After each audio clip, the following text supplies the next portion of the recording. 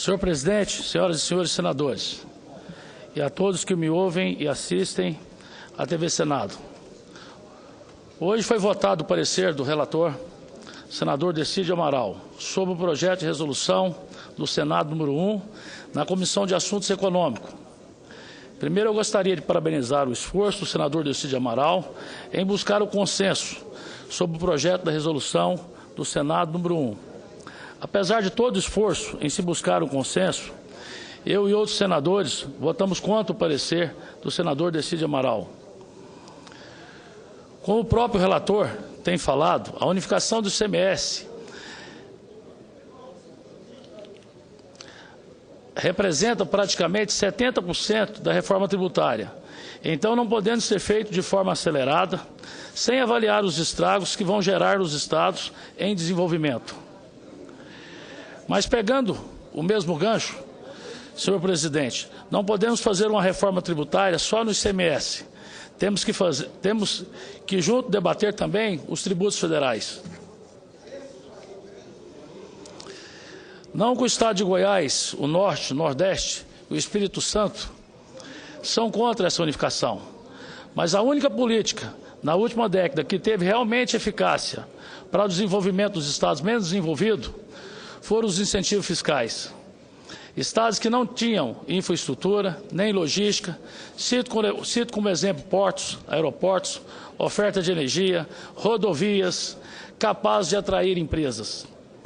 Então, analisando essa linha, eu tenho que não podemos tirar o único mecanismo que os governadores dos estados para atrair novas empresas.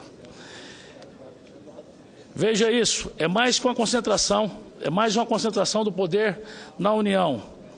A maior parte de todos os recursos já também ficam com a União. Os estados estão todos em dificuldades financeiras, para superar isso, precisa atrair novas empresas. Cito como exemplo o meu estado de Goiás, que tem como meta buscar 10 bilhões de investimento por ano. E o estado tem conseguido alcançar essa meta graças aos incentivos fiscais. Para se ter uma ideia, os 10 bilhões de investimento da iniciativa privada representa mais de 60% de toda a receita do estado. Então, esses investimentos são de extrema importância para o nosso estado. Os incentivos fiscais não são usados para a guerra fiscal, mas sim como ferramenta para alavancar e atrair empresa para o nosso estado. Os incentivos são feitos porque o estado não tem infraestrutura.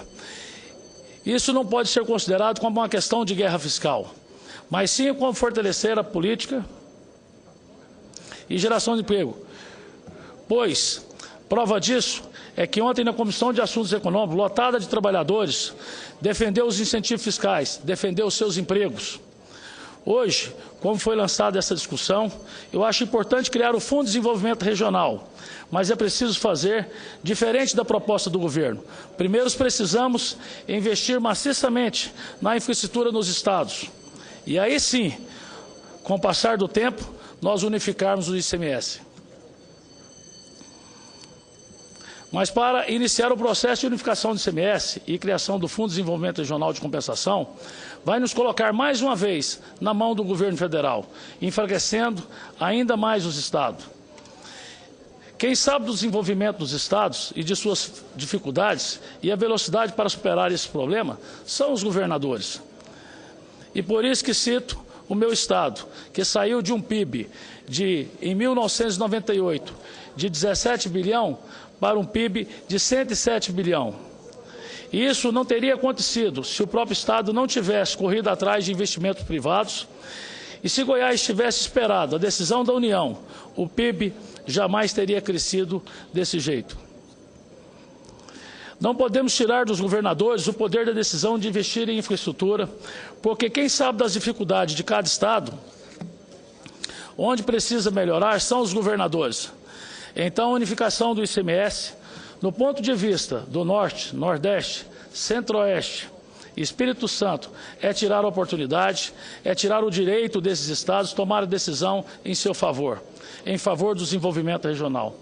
Imagina os estados que utilizam os incentivos fiscais, estados que começaram a se industrializar. Cito como exemplo o meu estado, que atraiu várias montadoras automobilísticas, como a Hyundai, a Mitsubishi, a Suzuki. Esses estados não concluíram as suas cadeias complementares, que são as transportadores, empresas de autopeça, componentes eletrônicos, que vão ainda se instalar. E sem os incentivos fiscais, por que essas empresas vão instalar em Goiás, ou no Norte, Nordeste, ou no Espírito Santo? Então, o que acontece? Se unificarmos o ICMS, os empresários não terão como pagar essa conta. Eles não podem dar o desconto que é maior que a sua margem de lucro. Então, quem vai pagar essa conta? Já sabemos, é a população. Nós não temos logística, não temos matéria-prima, não temos mão de obra qualificada. Então, com certeza, essas empresas, de muito pouco tempo, vão se fechar. E vai voltar para onde? Vai voltar para os grandes centros, porque lá é que tem maior concentração do mercado consumidor, mão de obra qualificada, matéria-prima. Então, por que essas empresas ficarão em Goiás ou em qualquer outro estado do Norte, Nordeste ou Centro-Oeste?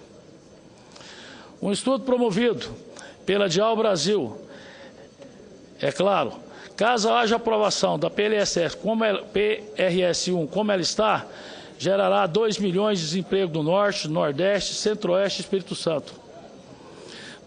Nós voltaremos a assistir a Romaria dos Retirantes, rumo a São Paulo, a destruição de famílias, abandono de lares.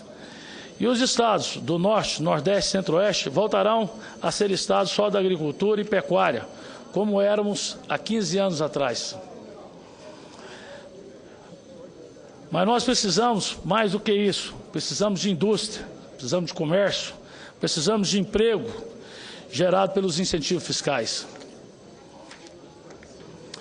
E é por isso que votei contra o relatório do PRS-1, porque defendo um debate mais aprofundado e, no momento, a manutenção da atual alíquota do ICMS existente, tanto para a indústria quanto para o comércio, porque defendo o desenvolvimento regional, defendo o setor produtivo e, principalmente, os empregos gerados pelos incentivos fiscais. Era isso que eu tinha para dizer. Muito obrigado, senhor presidente.